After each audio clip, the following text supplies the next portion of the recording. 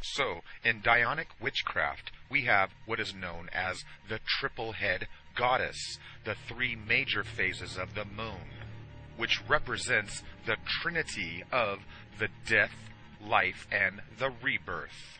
In Wicca, in witchcraft, the triple head goddess is known as the maiden, the mother, and the crone. And the crone is the old, elder witch, like the grandmother. And the old crone is the queen, and the word crone comes from the old god himself, Cronus Saturnale. The triple-head goddess moon symbol is showing us the phases of the moon. From the far left, the Virgin Maiden, the middle is the Mother, and the far right is known as the crone, which is the death or the very end of the moon phase. And this is where the concept of the three witches comes from. So the far right symbol is the crone symbol, but in actuality, when you view the moon, it's the far left. The crone, or the old hag moon, is the phase right before the moon dies to what I call the night of the black moon of death. And from the black chaos of death comes the new virgin maiden moon. And this concept of the young virgin moon is the same exact concept that is expressed in May Day festivals, which always crown the young virgin maiden. Because this is the time of the union of the young virgin maiden and the horned beast. So Kate is playing the role of the virgin white maiden who's going to marry and unite with the horned one, which is the exact same role that Princess Diana played. And where do you think we get the word maiden? The word maiden comes from the fertility of May. And the den is the sacred cave of the female, where she raises her family. And remember I told you about the Rothschild family and the world's elite, how they marry within the family? It's called incest. And this is exactly what William and Kate are doing, because they are actually kissing cousins. So basically, this whole ritual revolves around May Day, the 5th month, like the 5, the pentacle, the same pentacle or pentagram that is used by the Wicca or the witches and the Satanists. And they also got married on the 5th day of the week, which is Friday, known as Frigga's Day or Venus's Day, the goddess of love. So April and May celebrate the floral goddess and Maya goddess, because this is the season and the time when young beautiful flowers bloom. So these ancient pagan rituals were brought to the Hawaiian Islands by the settlers or the colonists. And if you understand the true meaning of the word colonist, you know it means a colon, which is an asshole, which means they royally fucked the Hawaiians. And notice how these young May Day maidens are putting the ring of flowers around the young maiden's head. And this ritual has been embedded into the Hawaiian ritual of giving a lei to the young honeymooners who came here. Yes, the ancient Polynesians of Hawaii did adorn themselves with flowers, but the circle or the May circle flower was brought to Hawaii, and the ritual thereof, and that's exactly why they give you a lei when you come to Hawaii, with a kiss, and notice that it's always a young maiden. And that's exactly why they tell you that May Day is Lei Day in Hawaii. Because placing your head through the sacred female goddess circle is the representation of getting laid. The sacred circle of the female, the sacred cave, or the circle of life. So since ancient times, the flower has always been associated with the female or the goddess, because the beautiful sacred flower represents the sacred female flower, or her vagina. And the plumeria is one of the flowers used to make leis, and notice the 5 petals. And that's why when we're trying to mate with a female, we use flowers. So a maiden is one who services and provides service.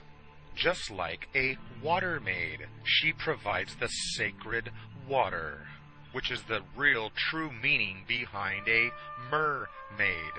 Because in real life, there are no mermaids. And of course, the image of the mermaid is that of the evil goddess. And by the way, a maiden is a guillotine that beheads you. So Kate is the maiden exactly as Diana was the maiden, soon to become the mother of the sacred children of the Horned One. So Kate Middleton, or Hecate, the goddess of the crossroads, is the goddess that is known for the color black, the evil side, the dark side. And that's exactly why Kate Elizabeth Middleton always likes to dress in black. In fact, get this, she actually wore black to a wedding. Color. And for those of you that think I'm crazy and taking this a little too far to see the connection between Princess Diana the Moon Goddess and Hecate the Moon Goddess in Kate, well, then you need to do a little more research, because the monarchy, or the Queen of the Moon, has a much larger involvement than you'll ever know. So the triple-head moon goddess gives us our three witches that we find in witchcraft, which dates back to the ancient tripod of the Pythia, the Oracle of Delphi, which inspired the famous spear shaker himself, William Shakespeare, and the famous story of Macbeth, the tragedy of Macbeth by William Shakespeare, which came out exactly 400 years ago in April of 1611. Which just happens to be the exact year that the authorized King James Bible was made in 1611, which is the 400th anniversary year. We have the legendary story of the three witches, and of course, the witches first appear in Act 1:1 or 11. So, is Kate Middleton directly connected with the three witches of Macbeth and Hecate, the goddess of the crossroads, in any way, shape, or form? Well, you better sit down and take a seat, because the witches that were used in Macbeth came from a story called The Witch, or The Witches of Edmonton, a tragic story of the witches, which was used in the tragedy of Macbeth. So would you believe that The Witch was written by a long-distant relative family member of Kate Middleton?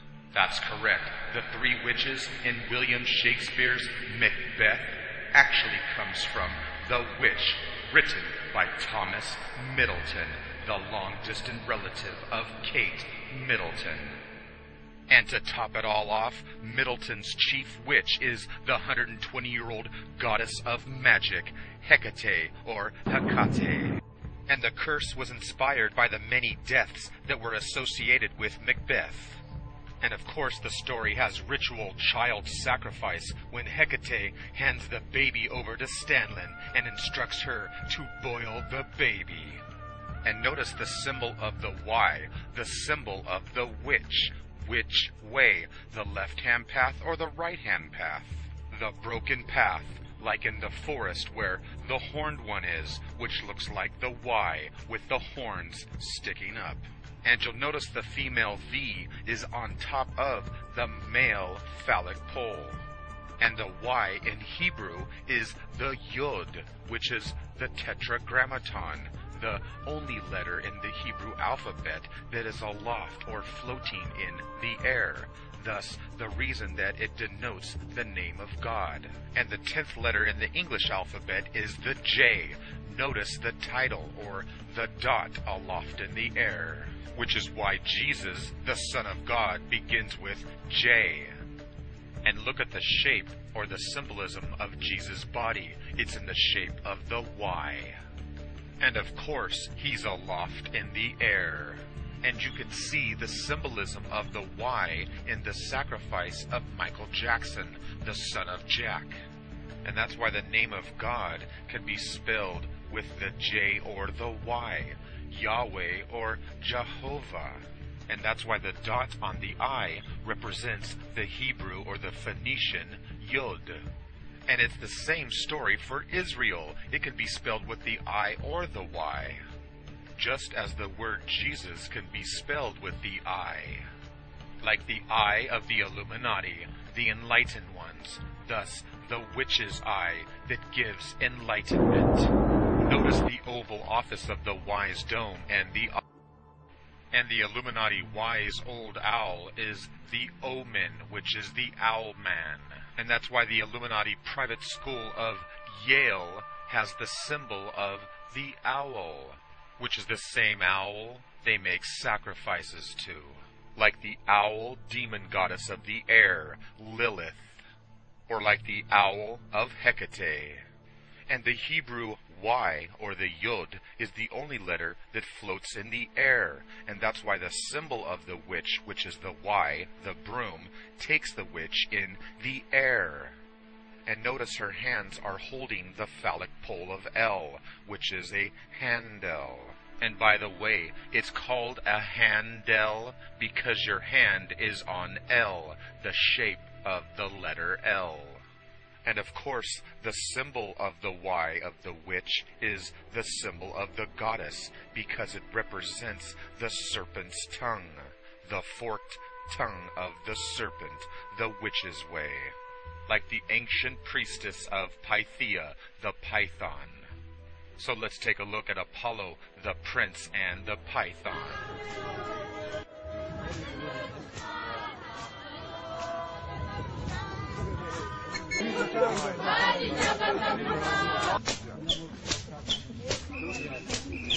Basically, you're looking at what the nature is here, shape of a bird almost.